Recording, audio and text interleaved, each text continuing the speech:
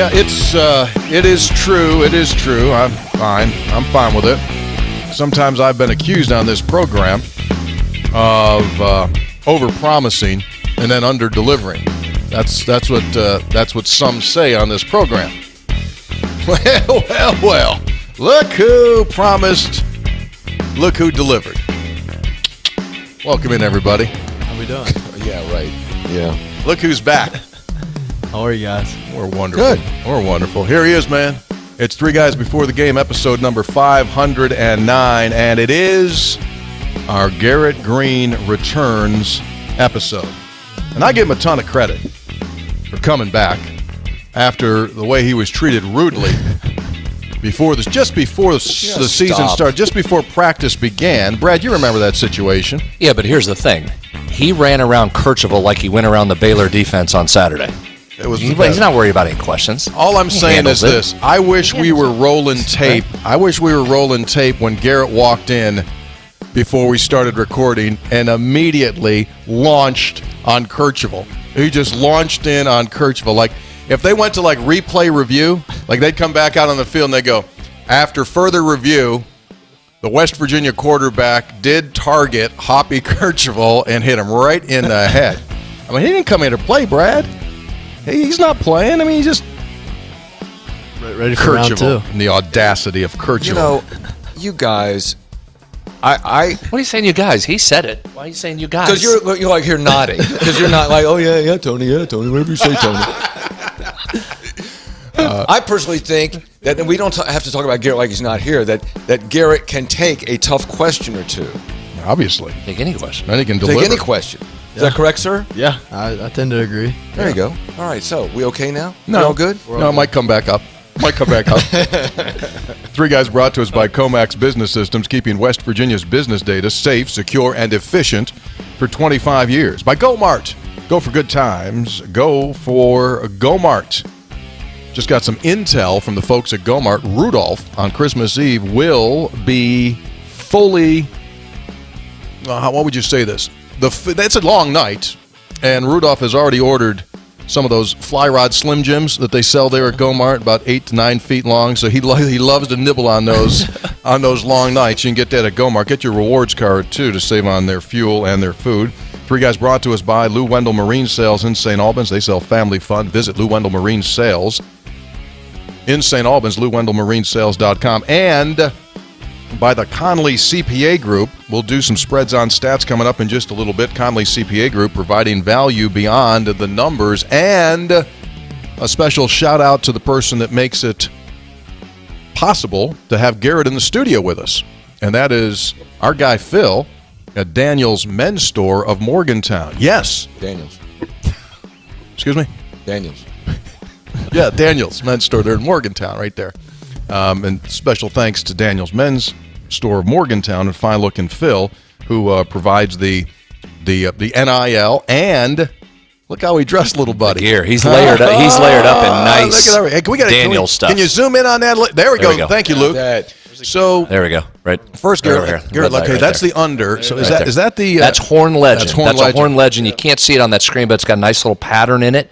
Light blue and khaki, light blue and gold. That's a quarter zip there. Horn Legend quarter zip. And then the Peter Millar pullover. That is like that's elite. That's elite. Yeah. Because it's got that nice little puckering on that material there. Don't sleep on the Horn Legend though. That's a nice material as well. I got a lot of that. Because you can go that. You can go work. You can go to the office with that. You can go right to the stadium. You can go to the Coliseum. Yeah. Right? You need to layer up like Garrett's done. You get the Peter Millar jacket on top of it. You could put it underneath your jersey and without any... Well, I mean, you could. I don't think Austin over in the equipment room would mind if you put a quarter zip on underneath. We're not allowed to wear sleeves. That's the rule. Offensive guys aren't allowed to wear sleeves. Solid. That's a solid. Well, Phil sells, as you know, sells vests. Yeah. Maybe Put a nice puffer vest on underneath the pads. Absolutely. Plus, in the post-game interview, it'd be like NASCAR, like, it was tough out there, but thanks to the Daniels layover, Daniels gear, I was warm out there today. And you say that it's coming.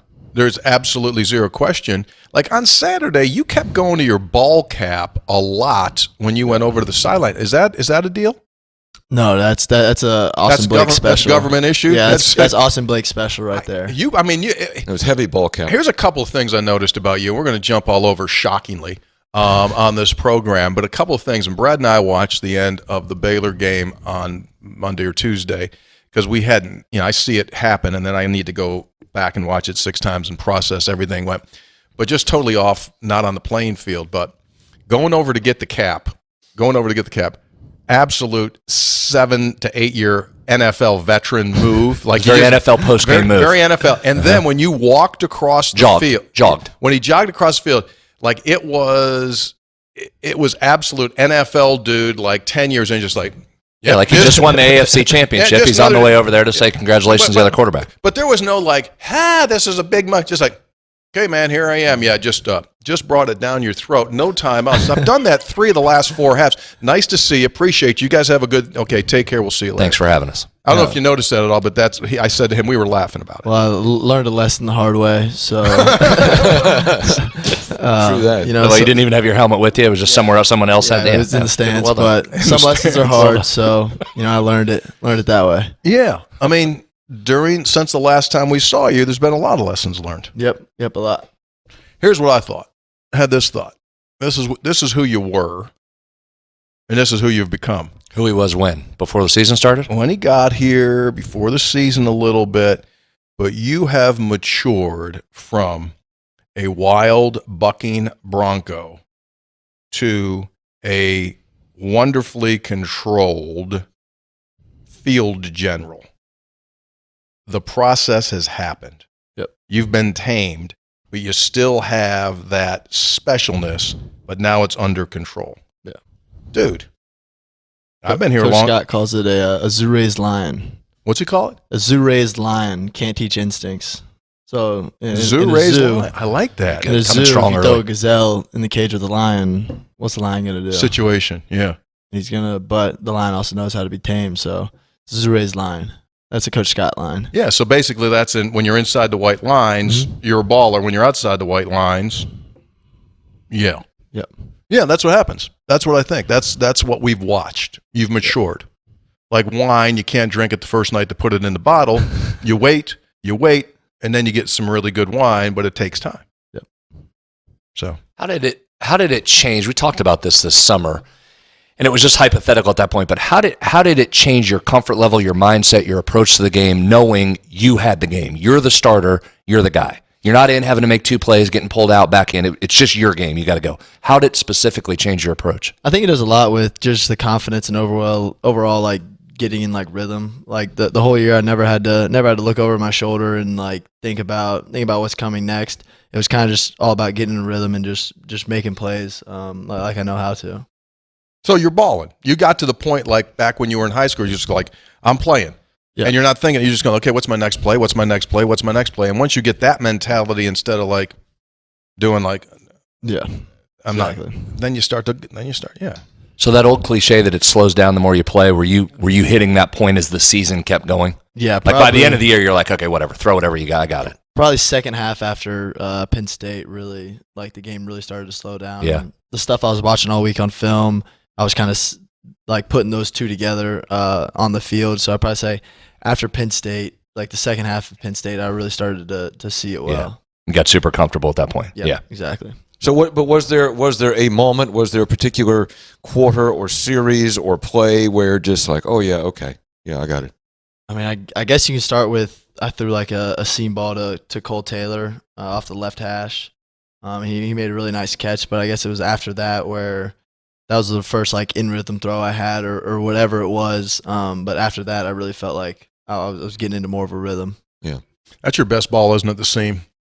Yeah. I love ripping balls up the seam because that's kind of baseball-esque. Yeah, that just kind of like grip it and rip it. Yeah, I don't know. Your straight deep ball over the top's pretty damn good. That's like like one of the best in the nation. Excuse me? That kind of looks like one of the best in the nation at throwing the deep ball. Now, what, do you have any numbers to back that? I have a special Spreads on Stats edition. Might be only Garrett Greene related today, but we'll get to that later. Really? Yeah. So you just have a Spreads on Stats specific to him? Specific to him, and I had to cut it down because I knew it was going to be too long. There's that many good positive stats. Not to talk about him if he's not here. But. I know we don't want to. Do you ever have any? ever in practice or in a game a receiver come back to you and said, "Man, that thing was coming in hot"? I mean, take a little something off that, will you?